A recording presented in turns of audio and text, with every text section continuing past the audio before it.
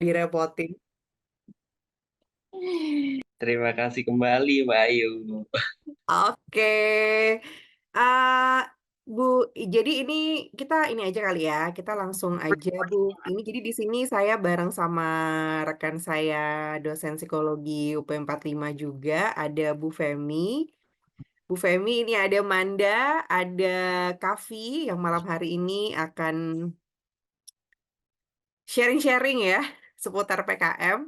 Mungkin Bu Femi bisa bantu cek dulu apakah teman-teman terutama yang RSH ya ini sudah join semua kelompoknya. Sebentar Bu Ayu ya, saya cek dulu. Oh, ada Bu Ini Dewi seharusnya Handayani ketua-ketuanya udah juga. ada. Bu Dewi, selamat Uh, malam. oh iya, ada Bu Dewi Handayani. Uh, tapi sebelumnya saya mau terima kasih dulu buat Mbak Manda sama Mas Kavi ya. Terima kasih sudah mau kami repotkan. Salam kenal. Ini harusnya kami punya Ya, beberapa ya. kelompok yang kemudian ya putus-putus ya. Ah, Bentar. coba aku juga buka data deh.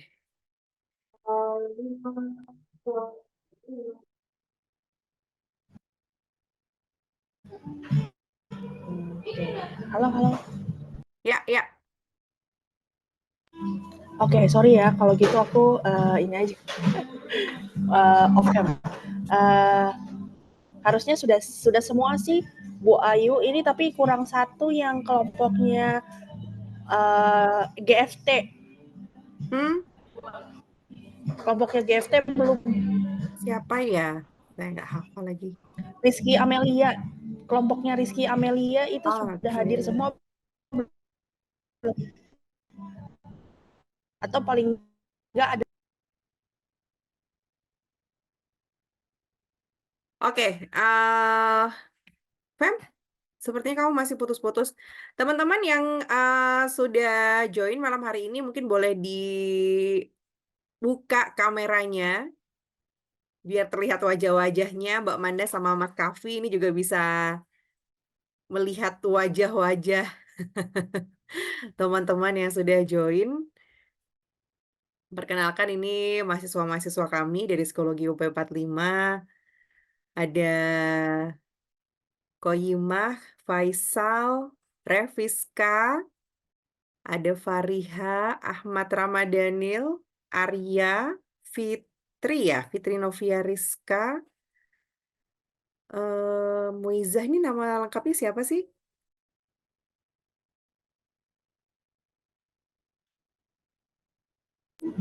Sepertinya Faisal aja Bu Ayu. Oh, itu Faisal. Oke.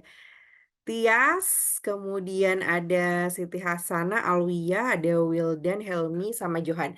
Ya, karena ini juga PKM bisa lintas prodi ya. Jadi ada beberapa mungkin yang tidak dari prodi psikologi, cuman karena satu kelompok jadi join di sesi malam hari ini. Kita mungkin langsungan aja kali ya. Ini beneran nih nggak ada yang mau on cam dulu?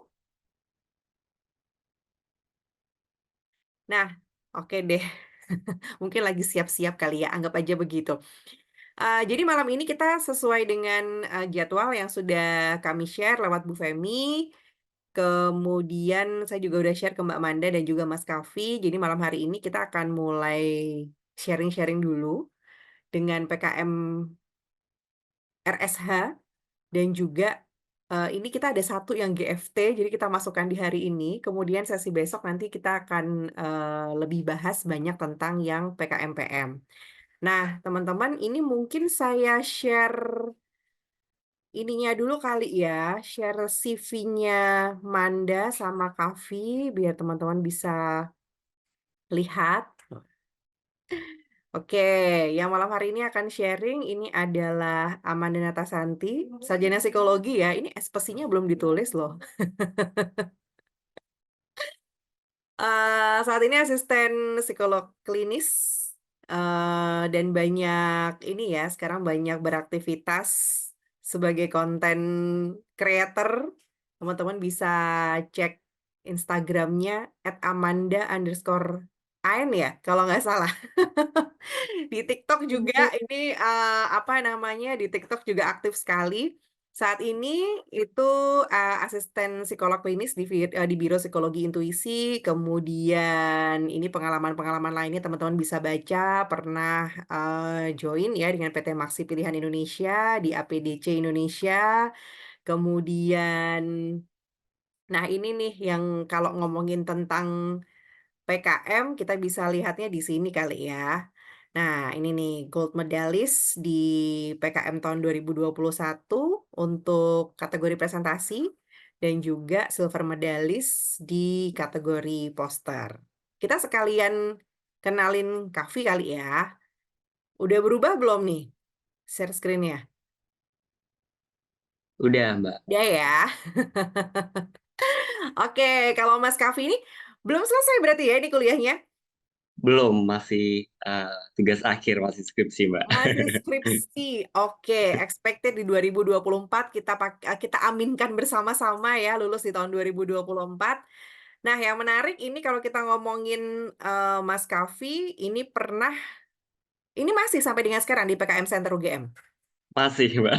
Masih ya ternyata. Ini berarti ngurusin apa aja Mas di PKM Center? Banyak Mbak kayak ngurusin, kalau sekarang ini baru ngurusin tentang proposalnya Mbak. Jadi kayak masih revisi Oke. format, terus ya semacam itulah. Jadi kalau misalnya di UP itu ada eh, Kemawa ya yang membantu mengurus PKM, mengkoordinir semuanya. Nah kalau di UGM ini ada PKM Center ini ya yang ngurus universitas gitu, proposal-proposal yang masuk ke universitas. Nah kalau Mas Kavi ini baru banget ya karena kemarin bronze medalist di tahun 2021 juga ya.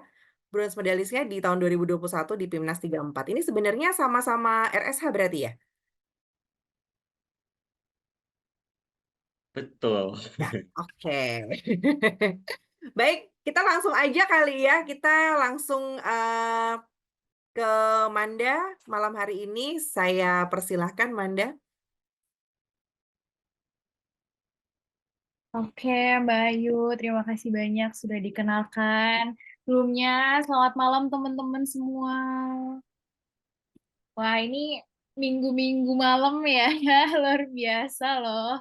Kita walaupun hari libur tetap semangat nih. Mungkin salam kenal juga buat Mbak Femi udah hadir di sini dan juga mungkin kalau ada dosen-dosen lain, salam kenal juga Bapak Ibu dan teman-teman juga ya. Mungkin di sini udah kenal beberapa orang ya, ada Koi juga. Hai, Koi, bertemu lagi dan tetap semangat ya ikut rangkaian PKM di tahun ini. Bismillah ya. Oke, oke. Nah, em, mungkin ini sih, teman-teman hari ini kabarnya gimana? Apakah sehat teman-teman semua? Boleh komen dong di kolom komentar. Nih aku coba kasih emoticon-emoticon ya. Kira-kira teman-teman 1 sampai 5 ada di angka berapa nih malam hari ini? Coba ditulis di kolom komentar. 1, 2, 3, 4, 5. Ada yang bilang sehat. Oke, Raffiska sehat. Oke, Mbak Yu Sehatnya pakai 2. angka 4 tapi. Wow. Oke. Ada yang 2 nih. Sip, sip. Oh, ada yang 5 juga. Wah, oke, oke. Beragam ya teman-teman semua. Semoga apapun kondisinya malam hari ini tetap bisa fokus, tetap bisa ini ya, semangat untuk menyambut hari Senin besok gitu ya teman-teman semua. Oke deh kalau begitu. Nah, mungkin di awal ini aku pengen tanya dulu sih sama teman-teman, progres proposalnya udah sampai mana teman-teman semua? Coba kira-kira kalau dipersenkan itu ada berapa persen dari 0 sampai 100%? Kira-kira ada berapa persen progres proposalnya? Coba di Oke, coba komen kira-kira udah berapa persen progres proposalnya. Dari, mungkin aku sambil tanya-tanya juga kali ya, dari Koi. Koi udah sampai mana Koi proposalnya? Oh, koi 48%. 48% itu udah mencakup apa aja tuh? Mungkin boleh cerita dikit. Itu baru di proposal sih Kak. Udah eh, kesusun bab 1, bab 2, bab 2 masih kurang sih, terus bab 3, bab 4. Cuman kita masih dalam tahap revisian juga gitu sih. Oke, sip, sip. Thank you, Koi. Lanjut, ada Reviska 50%. Boleh cerita dulu sudah apa aja yang dilakukan 50% itu? Timku sudah susun bab 1, bab 2, terus masih revisi-revisi juga gitu, jadi belum sepenuhnya selesai. Gitu, Kak. Berarti bab 1, bab 2, kemudian bab 3, 4-nya, bab 3-nya belum berarti untuk metodenya. Bab 3 juga udah. Oh, bab 3 juga udah. Oke, sip deh kalau begitu. Udah ya teman-teman. Mungkin 2 contoh aja nih. Mungkin teman-teman yang lain kalau misalnya masih mau komen berapa persen, itu nanti disampaikan aja gitu ya di kolom komentar. Nah, kita lanjut nih teman. Kira-kira semuanya udah pada baca tuntas belum untuk pedoman PKM-nya? Oke, harapannya sudah dibaca tuntas ya, karena untuk PIMNAS ataupun untuk paper PKM-an ini, buku pedoman itu adalah kitab utama kita gitu. Jadi panduannya harus berdasarkan itu. Kalau misalnya nanti nggak sesuai itu nggak bisa karena nggak ada korting-korting namanya. Jadi istilahnya kita lomba gitu ya. Jadi uh, panduannya adalah buku pedoman itu. Jadi tidak boleh dikurang-kurangi ataupun ditambah-tambahkan. Jadi kekurangan juga nggak baik, kelebihan juga nggak baik gitu ya. Nah mungkin aku kilas sedikit nih teman-teman, kalau misalnya teman-teman biar flashback lagi nih, PKM RSH di sini PSA ya, ini PPT lama. Jadi PKM RSH dulunya namanya PSH, tapi sekarang udah namanya RSH. Intinya adalah teman-teman itu nanti mengungkap hubungan sebab akibat penelitian, pokoknya berupa penelitian sosial humaniora gitu ya. Bisa teman-teman teliti tentang apapun itu. Yang penting topiknya adalah topik yang berkaitan sama sosial dan juga humaniora gitu teman-teman. Dan teman-teman pastikan juga pedomannya itu dibaca secara lengkap gitu ya. Nanti aku akan share juga untuk pedoman terbaru yang harus teman-teman turuti atau ikuti di tahun ini gitu. Karena ada beberapa sedikit perbedaan gitu ya terkait dengan timeline-nya sendiri. Kemudian buat yang masih bingung kayak metodenya dan lain sebagainya itu cepat untuk dituntaskan karena mengingat nanti waktu untuk penelitian itu sangat dikit ya, cuman kayak 4 bulanan atau berapa atau kurang dari itu ya kayaknya. Jadi teman-teman harus segera menyusun metode yang mau dipakai apa. Bisa pakai studi literatur, bisa pakai penelitian lapangan, bisa pakai penelitian laboratorium gitu ya. Aku harap teman-teman udah sampai ke tahap sana, terus nanti untuk pendekatannya bisa udah ditentuin dari sekarang juga mau pakai kualitatif atau mau pakai kuantitatif begitu.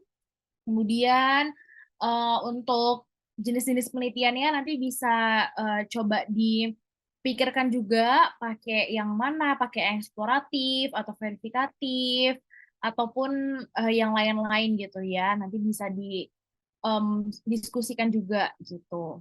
Kemudian, nah ini sih teman-teman tips lolos pendanaannya itu seperti apa gitu ya sebenarnya. Yang pertama, tadi sudah aku sampaikan kalau misalnya harus taat sama aturan dan pedoman itu tuh ibarat kitab kita gitu ya, dan kita berpedomannya ke sana. Kemudian kelengkapan proposalnya, nanti aku akan juga coba sharing juga kelengkapan proposalnya seperti apa. Terus ketiga, itu metode penelitian yang diuraikan itu jelas, karena itu sangat berpengaruh. Berpengaruhnya kemana? Berpengaruhnya ke pendanaannya teman-teman. Nanti apa aja survei yang mau dilakukan, kan itu berpengaruh ya kepada fee dan lain sebagainya gitu. Terus yang berpengaruh lagi adalah kebaruan ide dan judulnya harus menarik gitu. Lalu ada relevansinya dengan disiplin ilmunya teman-teman. Contohnya nih misal anak psikologi ya menelitinya seputar tentang psikologi, bisa psikologi budaya, psikologi sosial, bebas gitu. Yang penting ada relevansinya dengan disiplin ilmu anggota kelompok. Jadi kalau misalnya anggota kelompoknya itu terdiri dari anak hukum atau bareng anak psikologi, bareng sama anak pariwisata misalnya, itu juga harus berkaitan penelitiannya gitu ya. Jangan sampai anak saintek tapi nelitinya malah sosum. Boleh sih sebenarnya, cuman harapannya di dalam kelompok itu juga ada anak sosumnya juga gitu. Jadi biar relevan. Sama yang terakhir yang paling penting adalah daftar pustaka atau sumber teori-teori yang teman-teman gunakan selama itu ya, selama proses teman-teman menyusun proposal. Itu sangat penting gitu, karena nanti pasti itu juga akan dilihat gitu. Terus juga kalau mungkin teman-teman yang sekarang apa ya, mungkin masih ada yang 50%, masih 48%, masih bingung strategi penyusunan timnya seperti apa, strategi bagi tugasnya seperti apa. Nah, coba dari sekarang coba disusun nih siapa aja PJ-PJ-nya nanti untuk bisa melaju ke tahap selanjutnya. Jadi bisa ditentukan dari sekarang. Harapannya untuk sekarang itu harus ada PJ pemberkasan.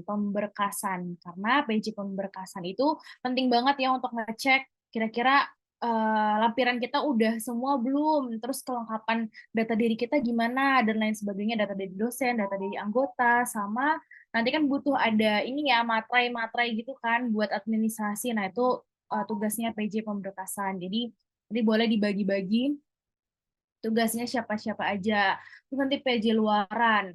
Ini juga nanti ditentukan kira-kira luaran kita nanti akan diupload kemana, mau buat apa aja ditentukan dari sekarang gitu. Karena kan teman-teman sekarang juga buat ini ya, buat sosial media ya. Nah, nanti juga coba ditentukan nih PJ-PJ-nya siapa supaya nanti masing-masing anggota tuh bertanggung jawab dan nggak semua ketua yang ngerjain gitu. Jadi semua punya tanggung jawabnya masing-masing untuk melaksanakan penyusunan proposal ini. Nah, itu secara singkat ya teman-teman semua.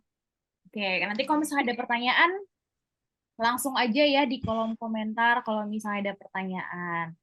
Sejauh ini ada pertanyaan? Indah, open mic. Indah mau bertanya? Oh, enggak. Oke.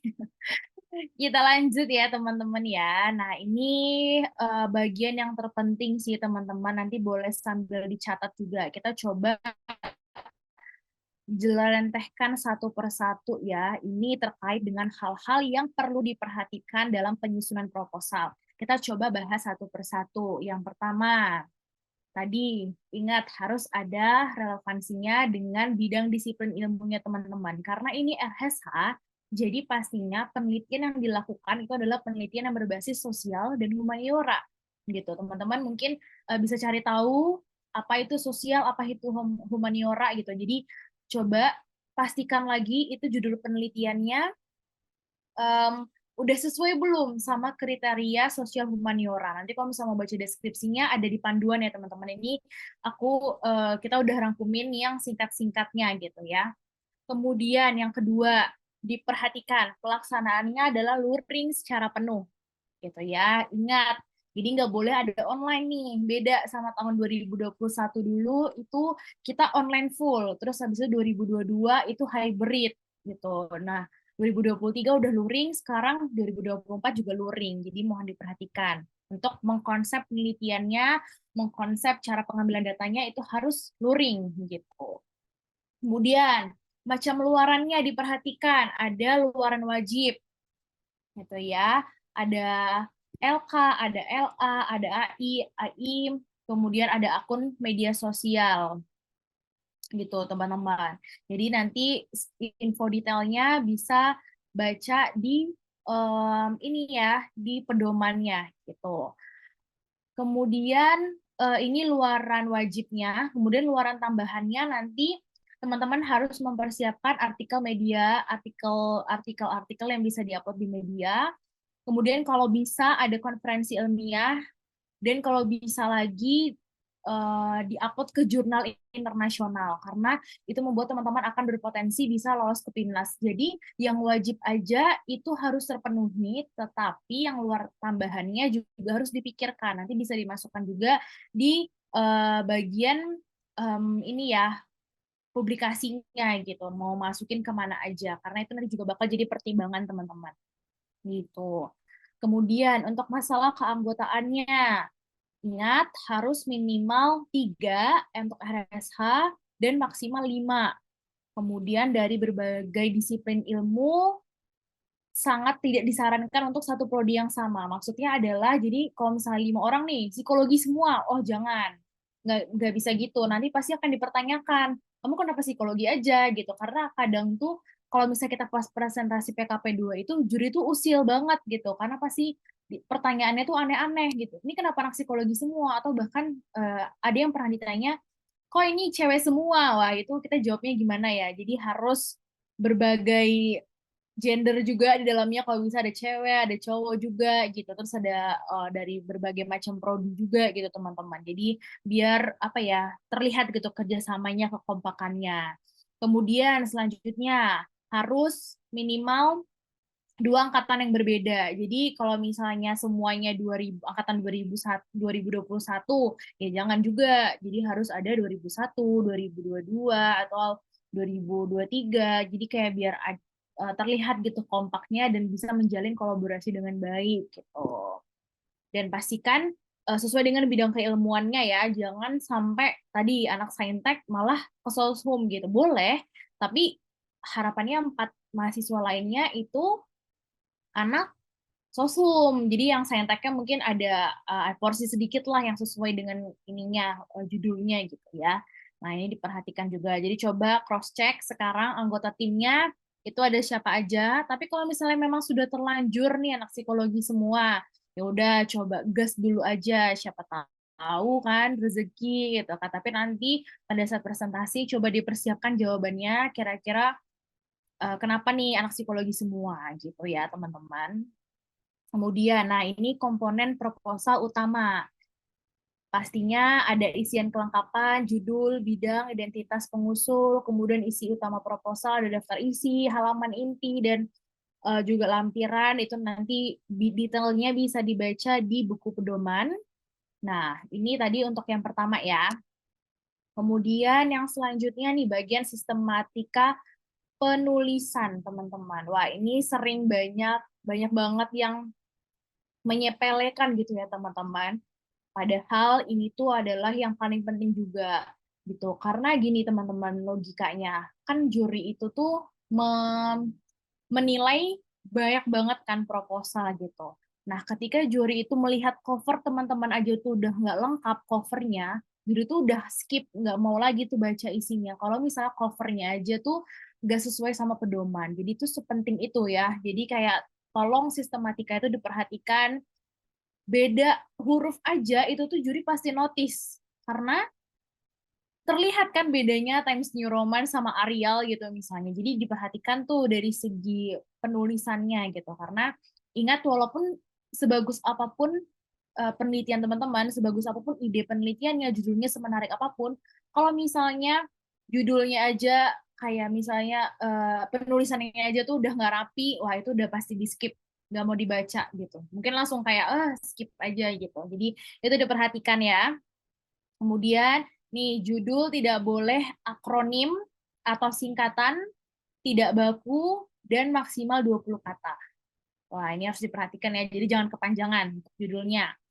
Kemudian hurufnya harus Times New Roman, ukurannya 12. Ini tidak boleh di-korting ya, harus segini. Paragrafnya spasinya 1,15. Terus after space-nya 0, rata kiri kanan. Diperhatikan. Jadi jangan sampai jomplang-jomplang gitu ya, jangan pakai rata tengah gitu teman-teman. Jadi diperhatikan ini. Kemudian layout-nya A4, 1 kolom aja, margin kiri 4, margin kanan atas bawah 3. Diperhatikan, karena kelihatan banget kalau marginnya teman-teman udah salah, itu kelihatan banget. Gitu. Kemudian nomor tabelnya mengikuti nomor bab dan subbab, ditulis di atas tabel rata tengah. Jadi pakai yang 1.1 tulisannya apa itu ya, dan nanti ditaruh di atas tabelnya keterangannya dan ditaruh di tengah.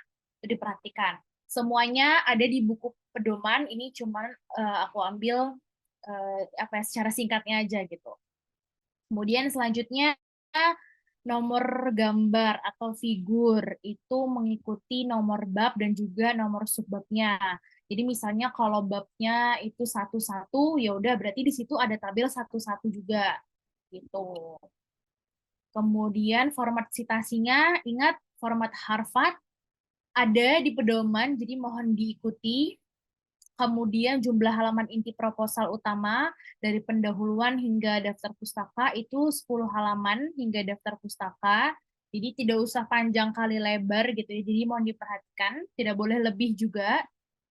Dan kalau bisa jangan kekurangan juga. Jadi pas-pas aja gitu. Misalnya kayak 9 ya boleh lah ya. 10 bagus banget karena teman-teman bisa memaksimalkan. Tapi kalau misalnya kayak 7, 5, waduh jangan deh ya kalau begitu. Kemudian penomoran halamannya. Nih, daftar isi ditulis I gitu-gitu ya di bagian kanan bawah. Untuk daftar isinya untuk penomoran halamannya ya pakai I. Kemudian untuk halaman intinya ditulis 1, 2, 3 di kanan atas. Ya, ingat kalau daftar isi tulisnya di kanan bawah, kalau misalnya halaman inti ditulisnya di kanan atas. Ini diperhatikan. Kalau teman-teman salah ini, wah ini udah kelihatan banget, pasti kayak langsung di skip, itu udah mengurangi nilai karena tidak sesuai dengan pedoman. Begitu. Kemudian untuk sampul dan lembar pengesahannya, cover dan lembar pengesahan, itu ini dari kita nggak ada, kita nggak ada pakai sampul gitu ya. Terus untuk materai, surat pernyataan, pakai materai asli teman-teman, nggak boleh pakai materai yang digital, jadi harus pakai materai asli, nanti biodatanya di print, terus ditempel materai, terus ditanda tangan, jadi nggak boleh pakai materai digital. Kemudian tanda tangannya tanda tangan basah ya, bukan tanda tangan cropping lokal.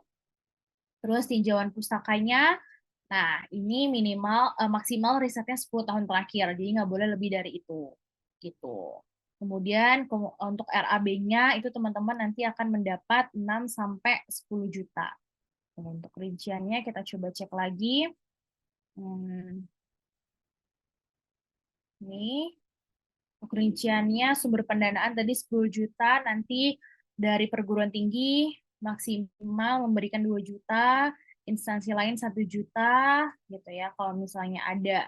Tapi kayak kalau misalnya dana yang dikasih dari sananya itu 6 jutaan teman-teman. Nah, ini fungsinya buat apa? Karena mohon diperhatikan juga nanti kan ada tuh kita naruhin sumber dananya dari mana, karena itu penting banget ya untuk kita naruhin. Kalau misalnya nanti ternyata perguruan tingginya melebihi 2 juta, wah itu nanti jadi pertanyaan juga gitu. Jadi usahakan sesuai ini aja. Kemudian belanja anggarannya, perhatikan tidak boleh membeli atau menyewa alat-alat elektronik. Jadi nggak boleh kalau beli laptop gitu ya, terus kayak beli apalagi ya, charger, pokoknya nggak boleh deh beli alat-alat elektronik atau menyewa alat-alat elektronik. Tapi kalau misalnya nih teman-teman kepepet gitu, kayak misalnya, aduh kayaknya kita nggak ada headset yang proper nih untuk presentasi, beli boleh, cuman nanti kayak ya triknya kayaknya notanya diganti atau triknya adalah diganti dengan ini yang lain, apa sih namanya, ganti gitu tulisannya, jangan beli headset gitu. Boleh, tapi jangan dituliskan di proposalnya. Terus yang tidak boleh belanja itu, yang tidak boleh belanja honor, itu nggak boleh teman-teman. Honor ini kalau misalnya teman-teman penelitiannya pakai wawancara, kan ada ini ya kayak kasih honor ke pembicaranya, itu nggak boleh. Terus konsumsi, hadiah, sewa studio lebih dari 1 juta, pembelian alat atau item lebih dari 1 juta, kuota internet lebih dari 100K per bulan per tim, sewa lisensi lebih dari 6 bulan, biaya publikasi sosial media lebih dari 500.000. Nah, ini nggak boleh. Ya, jadi mohon diperhatikan juga. Sama untuk persentase belanja anggaran, itu untuk minimal 40% dan administrasi maksimum 20%, dengan komposisi bahan habis pakai maksimal 60%, sewa dan jasa maksimal 15%, transportasi 30%, dan lain-lainnya 15%. Jadi nanti bisa disesuaikan aja kira-kira yang mau dibeli apa dan disesuaikan dengan ini. Makanya tadi aku sampaikan penting untuk ada PJ untuk pendanaan gitu. Kayak istilahnya kayak bendaharanya lah ya. Jadi biar ada satu orang yang mengurusi ini, jadi biar nggak pusing gitu. Nah, kira-kira dari inti-inti ini teman-teman ada yang mau ditanyakan dulu atau ada yang sambil mau nunjukin proposalnya biar kita bisa sama-sama coba cek apa aja yang masih kurang teman-teman. Oke, nanti aku sambil tunjukin juga format ini ya, penulisan proposal. Ini aku udah ada formatnya teman-teman. Tapi sebelum ke sini, ada yang mau ditanyain dulu nggak teman-teman? Coba ketua-ketuanya nih mungkin.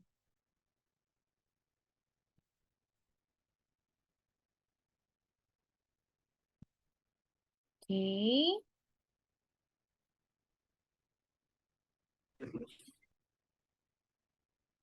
Ada yang mungkin kayak menemukan, oh ternyata di proposal kita belum ada nih yang ini gitu. Atau misalnya kita masih kurang nih bagian ini, ada nggak kira-kira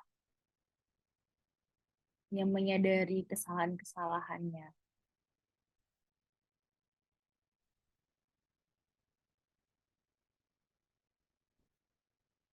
Silakan loh teman-teman, ini digunakan waktunya kalau misalnya mau tanya-tanya. Oke. Kalau nggak ada, kita coba beralih ke desain format proposalnya gitu ya, Mbak Ayu. Ini kayak di daftar isinya masih angka 1 deh, belum I. Iya, ini angka 1. Sebentar, kita ganti. Yep. Tapi kayaknya yang di 82-an itu, bab satunya dia pakai bab 1 ini apa angka bukan Romawi. Sepertinya di panduannya begitu. Ya enggak sih, Mbak Manda? Enggak, ini daftar isi loh. Ini dia mau ganti yang halaman daftar isi, Kak. Oh, iya. Atas sendiri itu loh. Iya, adalah yang iya teman-teman, nanti lihat aja. Jadi kayak kan bagian sininya yang gitu ya, yang di sini. Kemudian daftar gambar kalau misalnya ada nanti pakai I2, terus daftar tabel I3, daftar lampiran I4, kalau misalnya ada lagi ke bawah pakai II, kemudian pendahuluan 1. Nah, ini nanti diperhatikan ya teman-teman semua. Nah, diperhatikan nih sampai bawah-bawah. Kemudian ingat sampai lampiran itu 10. Sampai daftar isi 10 ya. Sampai sini 10 maksimal daftar isi. Kemudian ini tadi contohnya daftar gambar. Kemudian daftar tabel jika ada. Harapannya ada ya teman-teman, jadi dimaksimalkan aja proposalnya. Kemudian daftar lampiran. Lalu, nah ini untuk bab satunya diperhatikan apa nih urgensinya sampai teman-teman kenapa bisa pilih penelitian itu, kenapa pengen penelitian itu gitu. Nah, urgensinya itu perlu dipaparkan, ada nggak fenomena nyata yang membuat teman-teman akhirnya rasa ingin tahunya tinggi untuk meneliti ini gitu. Terus nanti didukung juga dengan teori-teori yang ada dan akhirnya kenapa harapannya dari teman-teman meneliti ini itu bisa memecahkan persoalan tertentu untuk fenomena tertentu. Nah, itu isinya latar belakang. Gitu ya. Nanti pastikan juga sumber-sumbernya terpercaya, teman-teman. Kalau misalnya mau pakai berita boleh, tapi diperhatikan beritanya apakah itu benar-benar terjadi atau itu berita hoax, itu hati-hati gitu ya. Kemudian untuk rumusan masalah, ini diperhatikan lagi. Kalau misalnya rumusan masalah berarti adanya kesenjangan nih antara kondisi saat ini dan kondisi yang seharusnya seperti apa. Terus dari sini akhirnya inilah yang mau teman-teman teliti gitu. Itu juga perlu diperhatikan. Kemudian untuk tujuan risetnya, kenapa nih teman-teman pengen meneliti ini? Kemudian perhatikan juga harus untuk tujuannya untuk jangka pendek apa jangka panjang, seperti itu nanti perlu diperhatikan gitu. Kemudian manfaat dan kontribusi penelitian terhadap ilmu pengetahuan, ini harus ada manfaat secara teoritisnya dan secara praktisnya gimana untuk kontribusi terhadap ilmu pengetahuan kita. Kemudian 1.5 ini temuan yang ditargetkan. Teman-teman mengharapkan ada temuan yang seperti apa, temuan dari data-data temuan yang ditargetkan ini, teman-teman bisa kolerasikan antara penelitian sebelumnya nih, kalau misalnya udah nemu penelitian sebelumnya yang kira-kira relate gitu kan, terus nanti bisa nih selaraskan dengan penelitian yang akan teman-teman lakukan gitu. Apakah itu sejalan, apakah ada kebaruan atau tidak, itu nanti mohon diperhatikan. Sama yang terakhir adalah luaran PKM riset ya, nanti dipaparkan di sini nih kira-kira kan untuk luaran wajibnya ada laporan kemajuan, laporan akhir, artikel ilmiah, sama ada akun media sosial, sama tadi yang ini ya luaran tambahannya nanti teman-teman tulis juga kalau misalnya memang sekiranya hasil riset ini akan juga disiarkan melalui artikel-artikel ataupun dari ke jurnal internasional. Kalau misalnya ada, tuliskan kira-kira mau dipublikasi ke jurnal mana, itu juga penting gitu. Jadi kayak biar kelihatannya tuh penelitian teman-teman tuh, oh ini penelitiannya serius nih, gitu.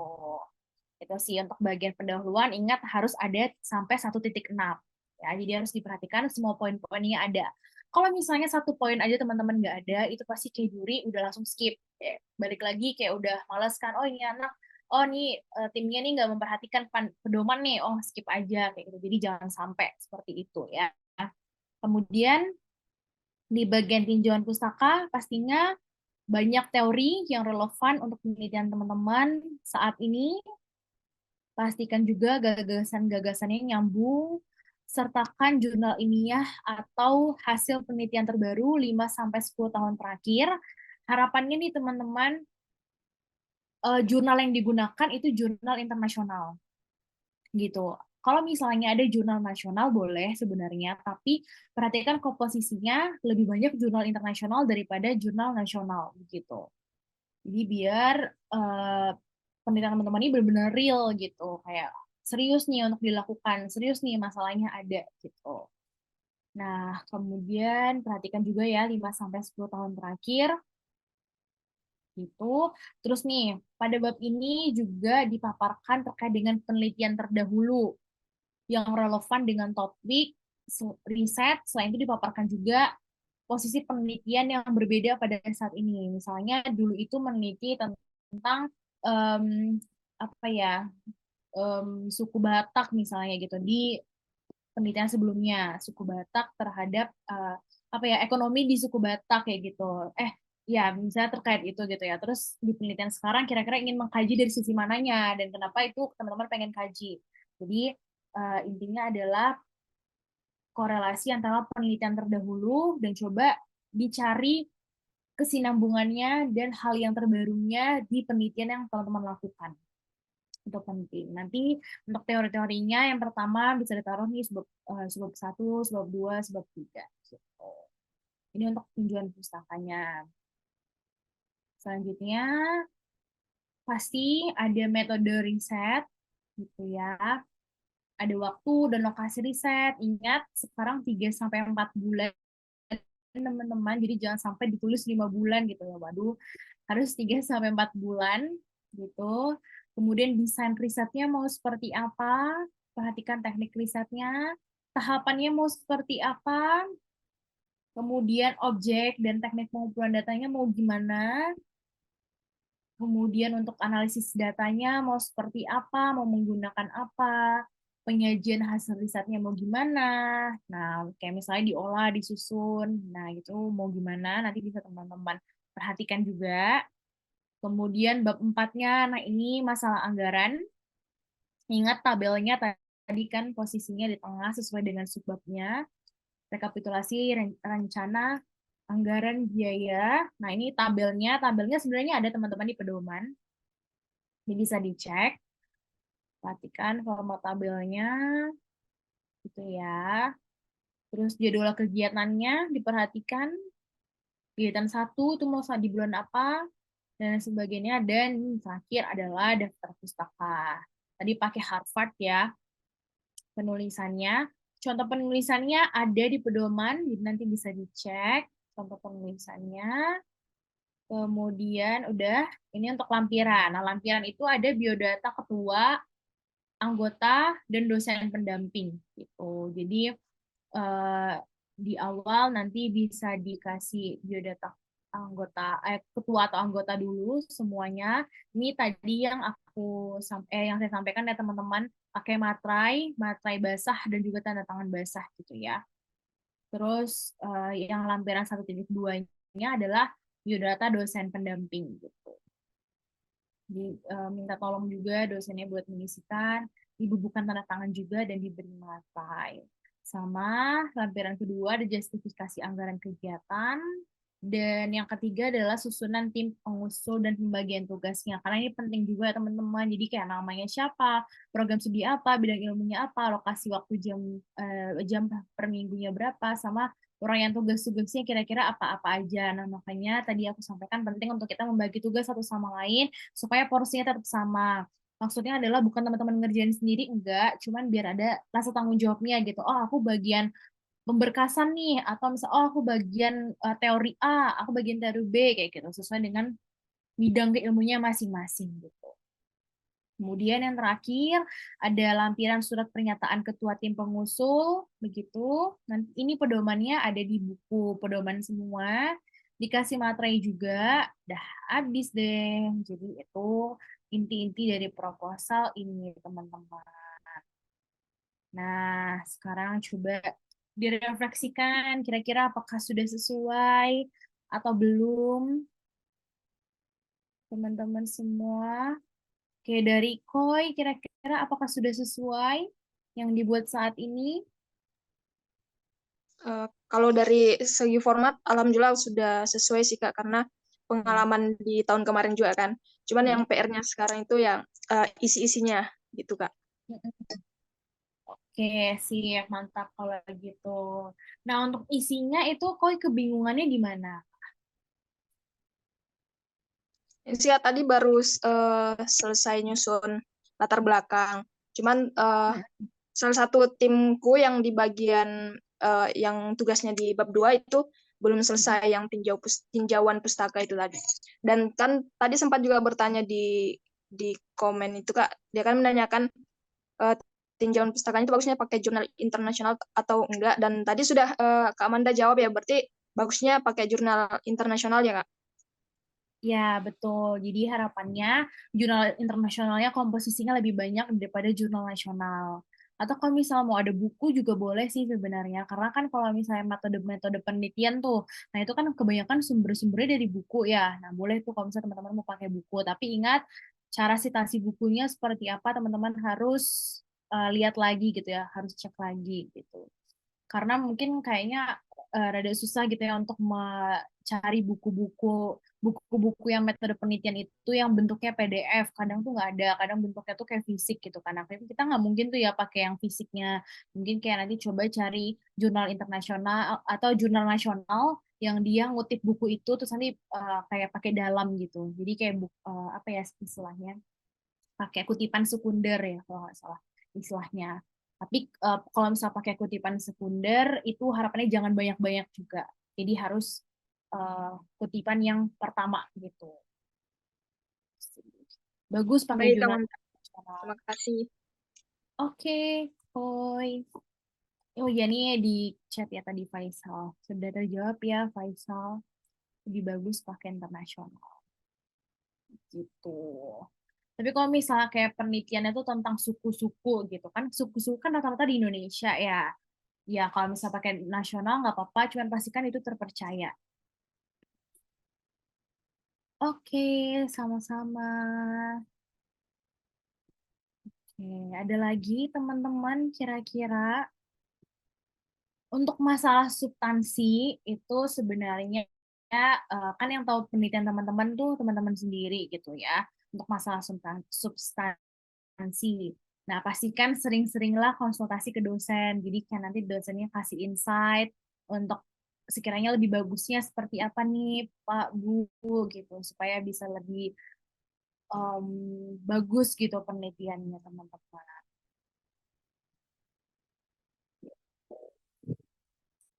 Jadi nyusun proposal ini sama kayak nyusun proposal skripsi sih teman-teman. Jadi insya Allah kalau misalnya teman-teman ikut PKM, pasti untuk skripsinya bakal lebih mudah ya Bu Femi, Mbak Ayu. Karena udah terbiasa gitu. Kan ini pasti udah terbiasa buat nyusun penelitian. Dan itu pun yang aku rasakan. Jadi kayak lebih mudah gitu. Karena udah tahu step-stepnya seperti apa. Udah tahu di bagian metode itu harus ngapain. Jadi nggak bakal nyesel deh pokoknya kalau ikut PKM. Gitu, teman-teman. Oke. Ada lagi yang mau ditanyakan kira-kira teman-teman? Bu Femi mungkin atau Bu Dewi ini ada Ntar lagi mikir. Dewi. Lagi mikir mau nanya apa ya?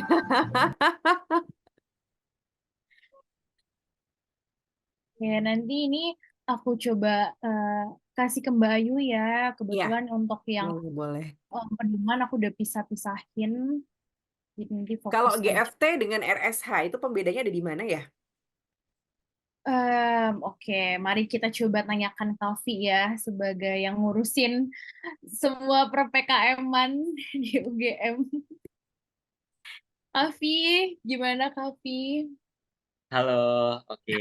Thank you, Manda. Aku izin masuk ya, Mbak Ayu, Bu Silakan, Femi. silakan. Lagi sibuk ya, ya ampun. Kemarin hari apa sih? Hari Jumat ya, kita terakhir upload judul kan ya? Betul. Nah, saya lewat ini apa sih namanya itu? Samping OIA. F11 ya, Mbak, kreativitas. F11 luar biasa, rame banget. Banyak yang Udah ganti judul, Mbak, soalnya kemarin. jam berapa itu padahal saya lewat 8:30 malam apa ya kalau nggak salah. Oh, kami sampai jam 1, Mbak, soalnya di Luar biasa. Ada berapa proposal yang ini mendaftar so far? Kalau di UGM, so far kuotanya udah penuh, Mbak, untuk yang pendanaan 8 bidang ada 400 proposal, lalu untuk yang insentif AI dan GFT ada 80 proposal, masing-masing 40 proposal. Oh, wow. Ya, pantas sampai jam 1 malam. Banyak yang ganti judul, Mbak, soalnya. Ya, ya. Oke, oke. Silakan, silakan. Oke, mungkin di sini aku izin menjawab ya, Mbak Ayu, untuk perbedaan PKM RSA sama PKM GFT. Jadi kalau PKM RSA itu adalah masuk salah satu skema PKM pendanaan 8 bidang. Kalau PKM GFT itu adalah skema PKM insentif, yang mana perbedaannya kalau PKM RSA itu timeline-nya itu udah major different banget, Mbak. Jadi kalau misalnya RSA itu ngajuin proposal, lalu nanti ada pengumuman pendanaan, lalu kalau misalnya siswa atau tim tersebut lolos ke dalam pendanaan tersebut, mereka harus melakukan penelitian tersebut, Mbak. Jadi melakukan penelitian yang ada sesuai yang dengan di proposal selama kurang lebih 3-4 bulan. Lalu nanti ada tahap selanjutnya yaitu monitor dan evaluasi atau yang biasa disebut dengan PKP 2 dari Belmawa. Lalu dari Belmawa nanti kalau semisal memang nilainya memenuhi syarat untuk masuk timnas, akan masuk timnas, Mbak. Jadi tahapnya kalau RSA itu bisa dibilang jauh lebih kompleks daripada GFT. Nah, kalau semisal GFT sendiri itu adalah PKM yang termasuk dalam skema insentif. Jadi kalau PKM GFT itu adalah timeline-nya itu mengajukan proposal sekarang, lalu nanti ada pengumuman penerimaan insentif di sekitar bulan-bulan yang sama dengan pengumuman pendanaan. Tapi biasanya dana insentif itu ini akan lebih lama daripada PKM yang pendanaan. Lalu kalau semisal PKM GFT itu nggak melakukan apa-apa, Mbak, karena itu kan sebuah gagasan tertulis ya, gagasan futuristik tertulis. Lalu nanti sesudah itu, sesudah menerima insentif, akan diseleksi lagi untuk menuju PIMNAS, tapi tidak melalui KP2, Mbak. Jadi akan diseleksi lagi oleh Puspresnas karena penyelenggara PKM dan penyelenggara PIMNAS itu sebenarnya berbeda. Beda, betul. Nah, lalu nanti PKM GFT tersebut akan diseleksi oleh Puspresnas apakah masuk ke PIMNAS atau enggak. Seperti itu sih Mbak dari timeline-nya. Oke. Terus kalau dari ininya, isi substansinya? Oke, mungkin kalau dari isi substansi itu RSH itu merupakan PKM yang cuma berkecimpung di bidang sosial dan humaniora. Tetapi kalau di sini GFT itu sangat luas, Mbak. Jadi bisa diikuti oleh hampir semua bidang keilmuan. Kalau misal RSH kan mungkin cuma yang sosum-sosum aja. Nanti yang saintek atau yang medika itu mungkin bisa, tetapi bukan menjadi berperan utama dalam tim tersebut gitu, Mbak. Nah, kalau misal GFT itu jadi semua bisa. Dan GFT itu tidak harus linear dengan bidang keilmuan. Kalau misal RSA itu kan harus sesuai dengan bidang keilmuan. Nah, kalau GFT itu nggak harus sesuai dengan bidang keilmuan. Asalkan berkompeten di bidang itu bisa KM GFT. Seperti itu, Mbak. Oke. Nah, kalau poin penilaian proposal nih, baik RSH ataupun GFT, selain tadi misalnya udah lolos di ini ya, apa namanya, format ya, karena itu format kan utama banget kan. Format akan dilihat pertama, baru nanti akan dilihat substansi. Nah, ketika format itu sudah selesai, ini aja tuh eh ada nih yang masih kita udah dikasih panduan, tapi masih cek-cek lagi ya, karena masih ada yang belum sesuai gitu dengan panduan. Nah, itu kalau misalnya selesai, kemudian kita ke substansi, kuncinya itu sebenarnya di mana sih? Kalau dari pengalaman kalian sampai akhirnya bisa ke pendanaan. Oke, mungkin bisa dari Amanda dulu atau aku dulu nih. Kavi dulu deh. Oke, boleh. Jadi kalau sebetulnya kalau kiat-kiat masuk pendanaan itu kalau PKM RSA itu mengusung sesuatu yang baru dan pastikan banget itu tuh penelitian serupa belum pernah diadakan sebelumnya, apalagi penelitian sebelumnya itu sudah masuk PIMNAS, itu udah bener-bener nggak boleh banget. Jadi juri-juri dari Belmawa itu akan tahu ini tuh udah pernah masuk di PIMNAS atau belum, atau mungkin udah pernah masuk pendanaan atau belum, karena memang ada database-nya di Belmawa seperti itu. Mungkin kalau dari itu sih, dan juga kebaruan riset itu. Mungkin bisa ada tambahannya dari Amanda.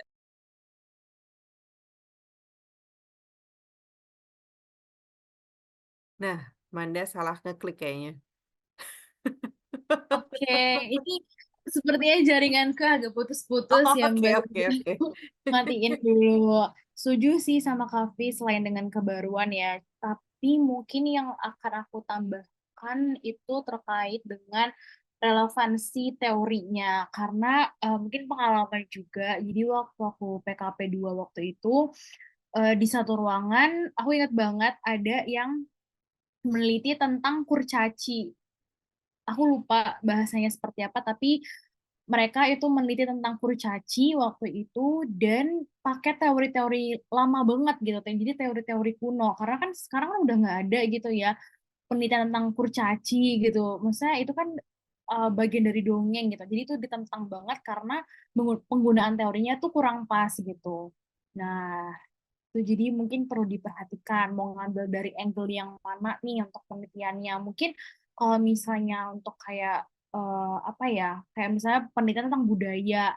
Nah, lebih baik penelitian itu secara kualitatif gitu kan, bukan kuantitatif. Karena kan kalau budaya kan kita lebih mendeskripsikan, lebih ingin mencari tahu fenomenologinya seperti apa gitu. Jadi kepasan metode dan juga judulnya sih. Terus juga karena waktu itu aku, kalau misalnya teman-teman ada nih yang dari kualitatif, jadi kayak penelitiannya tuh kualitatif. Nah, itu diperhatikan narasumber yang mau diambil itu siapa gitu. Jadi jangan narasumber yang sembarangan. Itu juga mau diperhatikan karena itu bakal jadi apa ya? Kan itu sebagai expert judgment gitu kan. Jadi diperhatikan tuh kalau misalnya memang ingin meneliti budaya, ya udah coba cari tokoh budaya tuh yang di situ gitu. Atau misalnya kalau teman-teman pengen meneliti tentang Kampung Ketandan, kan lagi ngetren tuh ya Kampung Ketandan di Jogja gitu kan. Nah, cari nih tokoh Tionghoa yang memang dia mengurusi Kampung Ketandan. Jadi memang kayak narasumber kunci gitu. Jadi kalau waktu itu tuh aku disaranin sama dosen pendampingku adalah cari 3 narasumber kunci dan cari 2 narasumber pendukung. Narasumber pendukung itu tuh kayak pengamat atau aktivis sosial. Memang susah sih mencarinya teman-teman semua, cuman bisa kok kalau misalnya teman-teman coba tanya ke dinas pariwisata misalnya. Jadi coba libatkan tuh stakeholder dan lain-lain gitu. Emang prosesnya agak susah sih, makanya pada saat pencarian proposal sekarang, dari teman-teman udah mulai nih kayak membidik kira-kira siapa yang bakal jadi narasumber. Itu disebutin aja di proposal. Jadi kita udah terbidik. Jadi ketika nanti alhamdulillahnya masuk pendanaan, teman-teman langsung gas aja gitu. Tinggal langsung gas gitu untuk cari narasumbernya dan lain sebagainya. Karena itu penting. Dan pastikan juga ada narasumber dari segi keilmuan dari dosen. Jadi perhatikan pengambilan narasumbernya untuk kualitatif. Karena itu penting banget untuk expert judgment sama teori yang digunakan sih Mbak Ayu sepertinya. Jadi jangan teori yang abal-abal. Begitu teman-teman.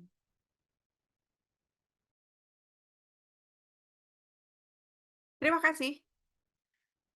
Ah, yang lain? Silakan loh.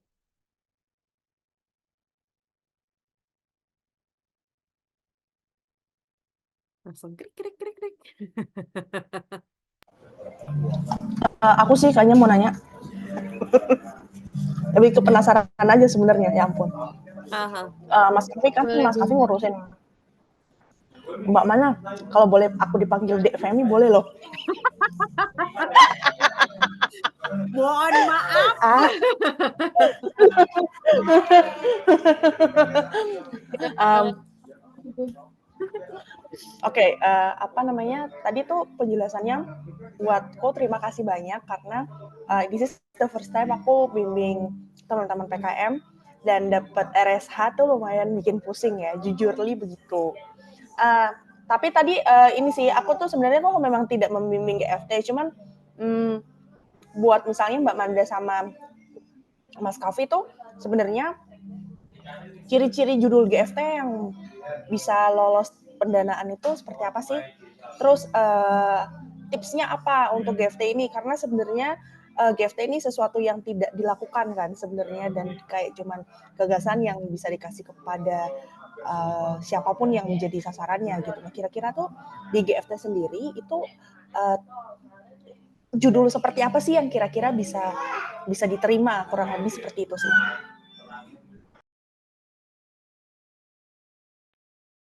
Oke, terima kasih ya Bu Femi atas pertanyaannya. Nah, mungkin ini aku izin menjawab, tetapi karena juga sendiri belum pernah terjun di bidang PKM GFT, jadi ini hanya pengetahuan dasar yang saya ketahui ya. Jadi sebetulnya judul yang baik untuk PKM GFT sebetulnya di dunia per PKM sendiri itu dari pihak Belmawa, terutama juri-juri dan menilai proposal kita dan yang kedepannya bakal menilai kita di PKP 2 itu tuh mereka memang punya standar yang berubah-ubah setiap tahunnya untuk topik apa yang sebaiknya diangkat gitu. Tetapi ada catatan penting di sini, terutama untuk PKM GFT sendiri itu bagusnya adalah judul atau proposalnya itu mengandung tentang SDGs. Jadi kayak ada keberlangsungannya gitu, Mbak, mungkin kalau dari aku.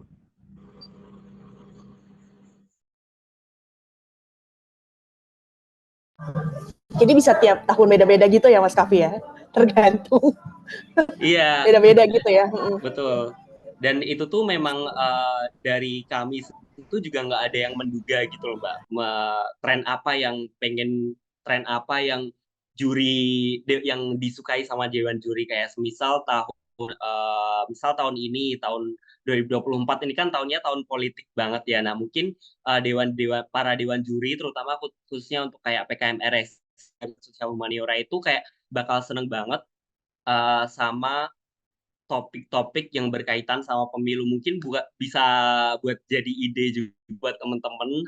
Nanti kalau misal ada teman-temannya yang pengen join PKM tapi belum tahu mau topik apa, bisa dikasih topik tentang politik ini dan juga kaitkan dengan analisa politiknya itu dengan misalnya pakai big data gitu, bakal itu kan karena big data itu kan sesuatu yang berkaitan dengan teknologi dan di mana teknologi itu kan sekarang lagi gencar-gencarnya. Jadi sekarang itu untuk beberapa tahun terakhir ini tuh teknologi adalah topik yang sangat disukai sama Dewan Juri seperti itu.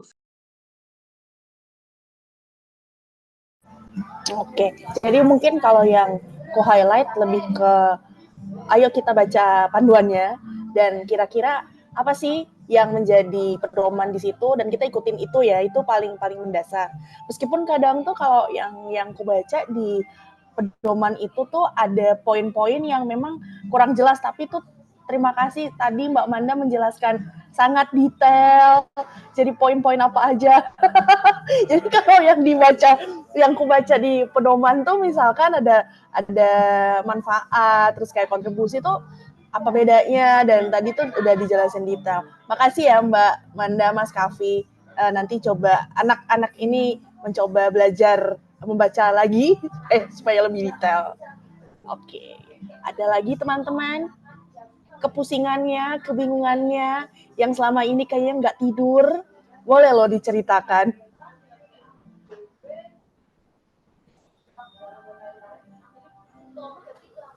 Ini sih, mungkin kalau nggak berani atau saya juga nggak yakin, saya nggak tahu juga ini teman-teman mahasiswa lagi ngapain gitu. Beberapa curhat itu adalah ini sih penyakit kerja tim ya. Biasanya yang kerja cuma 1-2 orang aja gitu, yang lain gimana? Nah, kalau dari Mas Kavi sama Mbak Manda, ada nggak sih sharing pengalaman gitu, gimana caranya bikin kelompok ini tuh bisa jadi sama-sama produktif? Itu yang pertama. Yang kedua, karena ini kan namanya juga program kreativitas mahasiswa ya, yang seharusnya ini akan menjadi ya gimana caranya mahasiswa itu bisa bisa sekreatif mungkin gitu untuk mau cari tahu, untuk baca lebih banyak, untuk riset lebih mendalam lagi tentang tema yang mereka ambil gitu. Nah, menumbuhkan rasa ingin tahu itu dan apa ya kayak semacam termotivasi untuk ayo loh ini tuh sesuatu yang bagus loh buat kita nantinya. Nah, itu tuh kalau dari Mas Kavi sama Mbak Manda gimana sih caranya?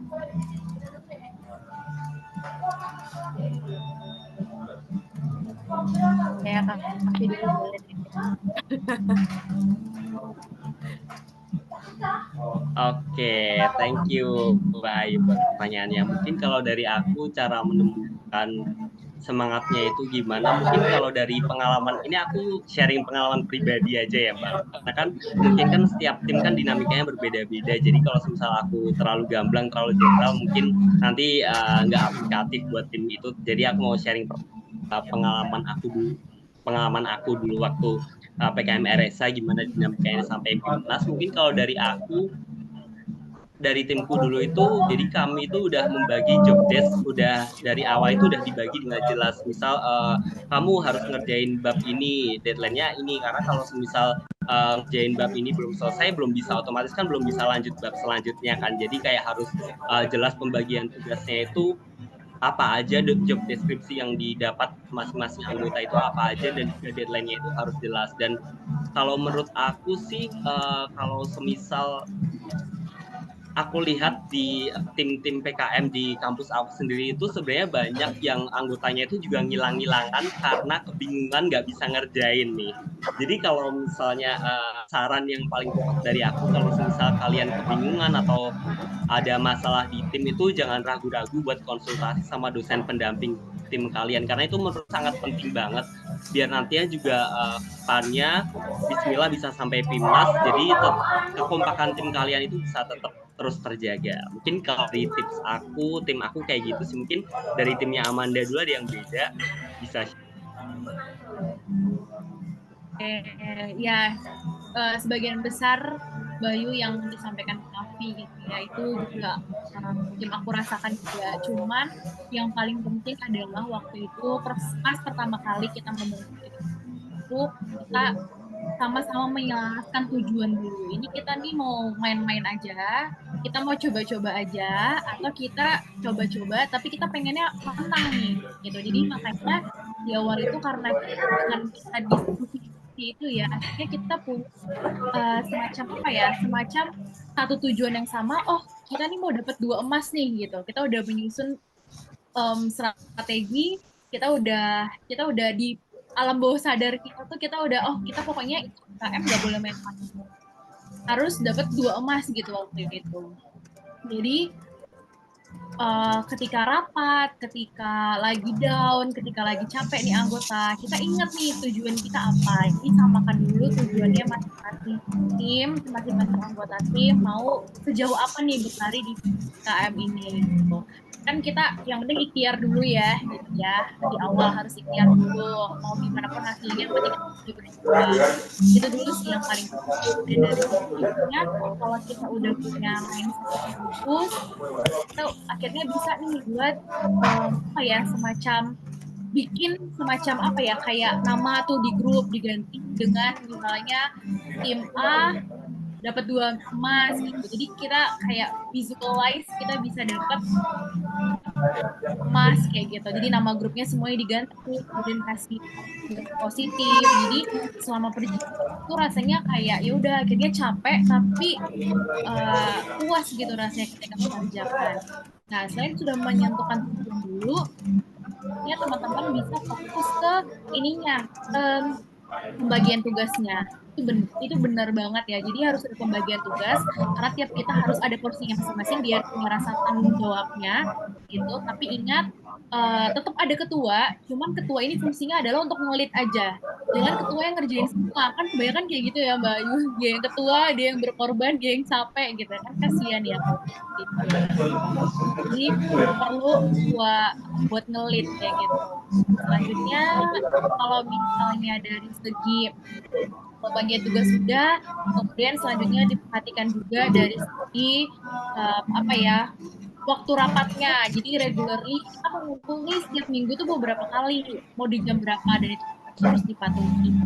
Sejauh ini yang aku rasakan bisa bikin tim kita bonding itu si Mbak Ayu yang pertama tadi, tujuan, kita punya tujuan, kita tahu, kita sadar diri akan kita masing-masing karena kita tahu kalau misalnya kita low effort atau kita nggak effort, tim kita nggak akan menang. Sama yang ketiga, kita harus patuh sama ini ya kita timeline yang udah kita buat gitu. Jadi harus atur meeting rutin setiap minggunya gitu sih Mbak Ayu. Oke, Kira-kira terima kasih. sudah cukup terjawab belum ya? Semoga ya. Ini dari teman-teman mahasiswa beneran nih, nggak ada yang mau tanya. Mumpung ada yang bisa ditanyain. Kayaknya mereka bingung ya. Lebih ke bingung. Tapi udah tercerahkan. Nah, nanti sambil memaknai itu bagian ini nih diapain ya?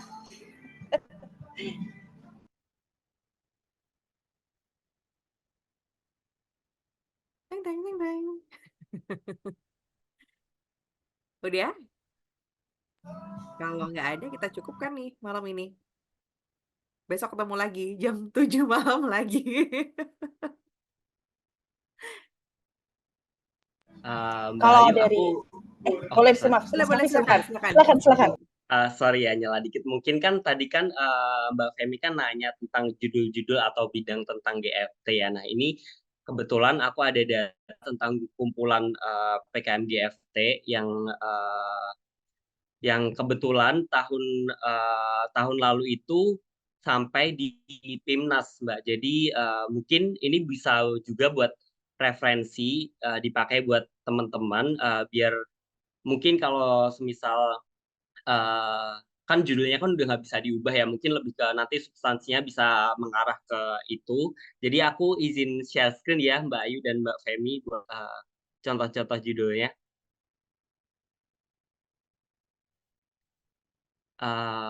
Sorry, udah kelihatan belum ya? Sudah. Nah, mungkin di sini teman-teman bisa lihat judul-judul PKM GFT. Kayak ini kan kebanyakan kan teknologi banget gitu ya. Ini ada yang bahas tentang metaverse, virtual reality, terus juga ada yang tentang energi baru dan terbarukan, terus ada juga yang bahas tentang IoT, terus ada juga yang artificial intelligence. Lalu mungkin juga bisa kalian kaitkan teknologi apa namanya tentang isu-isu yang sekarang lagi happening banget kayak ini ada juga dari mahasiswa ITS yang bahas tentang IKN juga misal net zero emission lalu pokoknya lebih ke apa ya yang lebih ke orientasinya tuh teknologi banget gitu. Ini juga bisa dilihat dan juga kebetulan sebenarnya ini aku bukannya mau nakut-nakutin tapi lebih ke ngasih heads up aja ke teman-teman semua. Jadi PKM GFT itu biasanya kalau di PIMNAS cuma jadi satu kelas. Jadi nanti kalau semisal teman-teman ke depannya itu ada ribut-ribut internal, ingat kalau teman-teman semuanya itu perlu bekerja keras buat merebutkan satu kursi di PIMNAS ke depannya. Gitu sih. Mungkin dari aku itu aja sih, Mbak Ayu, Mbak Feby. Oke, terima kasih. Bahasanya sulit semua ya dari judulnya. Iya, ini tuh mau nanya Futuristik. apa? Iya, berarti GFT itu akan ini lebih baik kalau terintegrasi dengan teknologi begitu ya? Betul, betul. Karena judulnya kok lebih banyak ke teknologi. Iya. Aduh. Atau juga kalau semisal teman-teman pengen referensi yang lebih nyata, yang lebih real itu kan PIMNAS di tahun 2021, PIMNAS ke-34 dan juga PIMNAS PIMNAS ke-34 sama ke-33 tahun 2020 itu kan diselenggarakan secara online ya. Nah, teman-teman bisa lihat ke kanal YouTube-nya Puspresnas tuh. Jadi waktu itu pas PIMNAS itu kebetulan di live streaming sama Puspresnasnya. Jadi teman-teman bisa lihat presentasi tim-tim GFT langsung gitu di YouTube. Jadi teman-teman lebih ada gambaran nih. Mungkin kan sekarang masih proposal, memang betul langkahnya itu masih jauh sampai ke PIMNAS, tapi itu menurut aku lebih baik dipersiapkan sedini mungkin, mumpung masih ada waktu juga, proposalnya belum submit, deadline-nya juga masih kurang lebih masih 1 minggu. Jadi teman-teman bisa lihat di YouTube, di kanal YouTube-nya Puspresnas, cari gimana sih ide-ide atau topik dari PKM GFT yang disukai sama Dewan Juri. Nanti teman-teman juga bisa kembangkan dari situ biar teman-teman punya referensi yang lebih lebih oke gitu menurutku.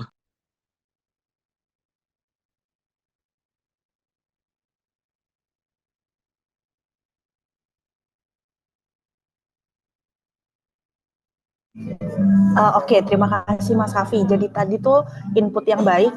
Sebenarnya mungkin kalau teman-teman yang RSH juga kalau penasaran dengan judul-judul yang bisa sampai PIMNAS, jadi nggak cuma lihat di di panduannya doang gitu ya, tapi kita tuh bisa nonton YouTube karena ternyata ada tuh diupload di sana. Lalu bisa kalau tadi saya lihat mungkin judul-judulnya ada yang Mas Kavi tadi share screen can itu di keputusan tahun kemarin. Nah, itu bisa dicek lagi gitu supaya ya mungkin jauh ke PIMNAS ini baru mau submit proposal, tapi at least kita tahu lah yang menarik buat juri itu kayak apa ya. Kalau mungkin tadi juga Mas Kavi bilang nggak apa-apa kalau misalnya judulnya udah tersubmit kan kita nggak mungkin berubah gitu kan, tapi ya mungkin bisa diarahkan narasinya ke arah itu. Begitu, gitu kurang lebih kali ya teman-teman. Ayo bertanya. Apa saking bingung kita? Saking bingungnya mungkin ya. Kok ya, mau ditanyain nggak kok? Dia yang on cam sendiri soalnya ya, terus ditembak.